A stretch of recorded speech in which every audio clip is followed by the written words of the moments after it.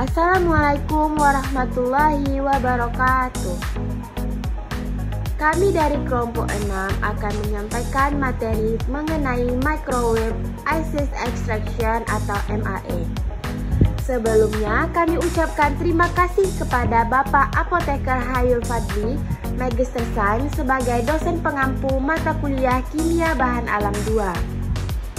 Adapun anggota kelompok 6 yaitu yang pertama ada Dwi Susanti dengan NIM 2101122. Kemudian ada Mauizah Fadilah dengan NIM 2101133. Lalu ada Maya Sari dengan NIM 2101134. Ada Muti Kurnia Auliani dengan NIM 2101140. Lalu yang terakhir ada Silva Maulidina dengan NIM 2101156. Baiklah, saya sebagai pemateri pertama akan menyampaikan mengenai pokok bahasan, pengertian dari MAE, sejarah MAE, dan komponen MAE. Adapun pokok bahasan yang akan kami bahas yaitu pengenalan MAE, jenis-jenis MAE, kelebihan dan kekurangan MAE, serta aplikasi dari MAE.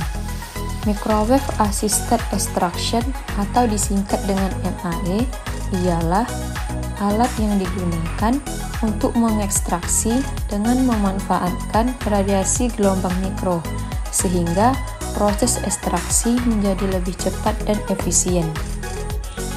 Adapun sejarah MAE ini oleh Abu Samra pada tahun 1975, ia menggunakan oven gelombang mikro domestik dalam melakukan analisis logam, contohnya biologi. Ganzler pada tahun 1986, ia menggunakan metode ini untuk mengekstrak lipid, antinutritives, dan pestisida dari tanah, benih, dan makanan. Sedangkan oleh Egy Zabel pada tahun 1998, ia mengekstrak tanah yang mengandung senyawa fenol dan didapatkan hasilnya bahwa metode ekstraksi dengan bantuan gelombang mikro lebih efektif dan efisien jika dibandingkan dengan metode soklet. Selanjutnya, komponen-komponen MAE. Pada gambar A dapat kita lihat bersama, terdapat water outlet atau tempat pengeluaran air, kondensor, water inlet atau tempat pemasukan air, microwave oven, sampel pisel atau wadah sampel, extraction solvent atau pelarut ekstraksi, dan wort. Wort ini ialah sampel yang kita gunakan. Sedangkan pada gambar B, terdapat perbedaan dari gambar A.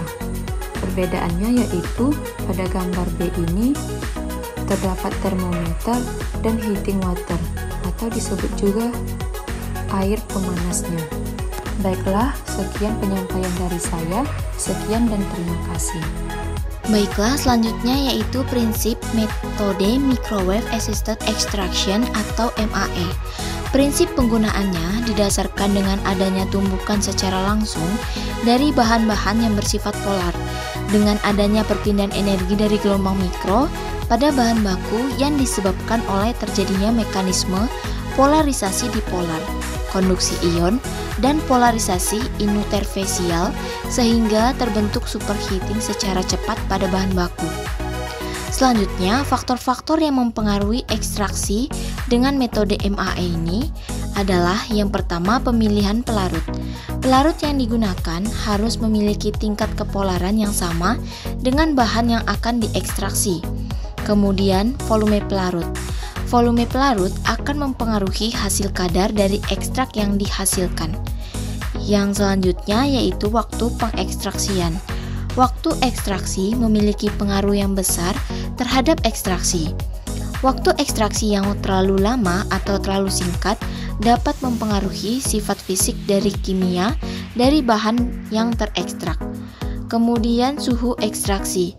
Suhu tinggi akan meningkatkan pengeluaran senyawa dari bahan aktif karena perusakan sel bahan meningkat akibat kenaikan suhu. Selanjutnya yaitu jumlah ekstraksi. Jumlah ini juga meningkatkan efisiensi dari proses ekstraksi. Dan yang terakhir, ukuran partikel. Ukuran partikel yang digunakan yaitu berkisar 100 mikrometer sampai 2 mikrometer. Bubuk halus akan mempermudah kontak matriks bahan dengan pelarut akibat luas permukaan yang besar.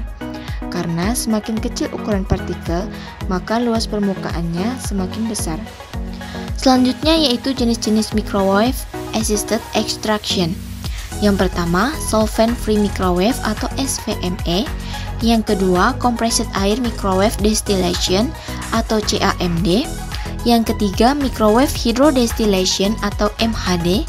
Yang keempat, microwave hydrofusion and gravity atau MHG. Dan yang kelima, vacuum microwave hydrodistillation atau FMH. Yang pertama yaitu solvent free extraction atau SVME. SVME merupakan teknik terbaru yang digunakan untuk mengekstraksi minyak esensial yang dibantu oleh microwave tanpa pelarut air pada tekanan atmosfer. Kemudian adapun prinsip dari SVME ini yaitu penyulingan kering yang dibantu oleh microwave yang menempatkan matriks segar di reaktor tanpa menambahkan pelarut atau air. Selanjutnya jenis MAE yang kedua yaitu compressed air microwave distillation atau CAMD, yang mana prinsip dari CAMD ini entrainment uap dan menggunakan udara bertekanan untuk mengekstraksi. Nah, udara yang ditekan secara kontinu diinjeksikan ke dalam reaktor, di mana matriksnya tenggelam dalam air dan dipanaskan oleh gelombang mikro.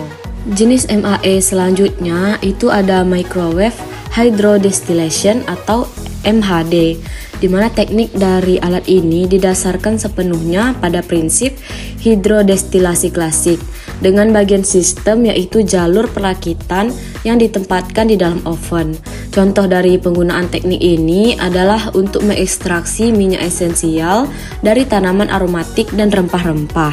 Jenis MAE selanjutnya itu ada microwave hydrofusion and gravity atau disingkat dengan MHG.